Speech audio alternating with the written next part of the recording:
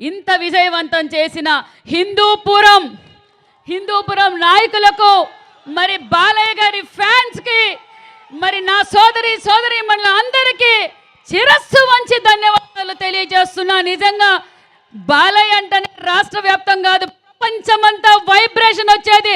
జై బాలయ్య అంటేనే ఒక వైబ్రేషన్ వస్తుంది. ఆ విషయం మన అందరికీ తెలుసు.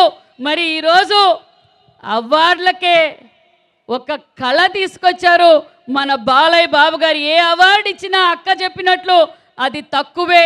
ఒక రాజకీయ రంగం కావచ్చు, సినిమా రంగం కావచ్చు, మానవ సేవ కావచ్చు, దైవ భక్తిలో కావచ్చు, మన బాలయ్యకు సాటి లేరని మన బాలయ్య బాబు గారు నిరూపించుకున్నారన్న విషయం మీకు తెలియజేస్తూ మనం నిజంగా చాలా అదృష్టవంతులం. యుగ పురుషుడు ఆజానుభావుడు నందమూరి తారక రామారావు గారు మన హిందూపూర్ నుంచినే సీఎం అయ్యారు.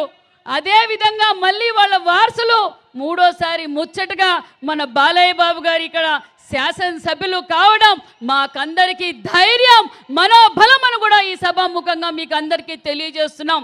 మరి బాలయ్య బాబు గారు ఎప్పుడు ఎక్కడ కనపడినా బిజీగా ఉంటారేమో అనుకొని దూరంగా వెళ్తే, సవితమ్మ ఇట్రా, మా హిందూపూర్కి అన్ని చెరువులకి నీళ్లు నింపాలా సవితమ్మ, మనం పరిశ్రమలు తీసుకురావాలి.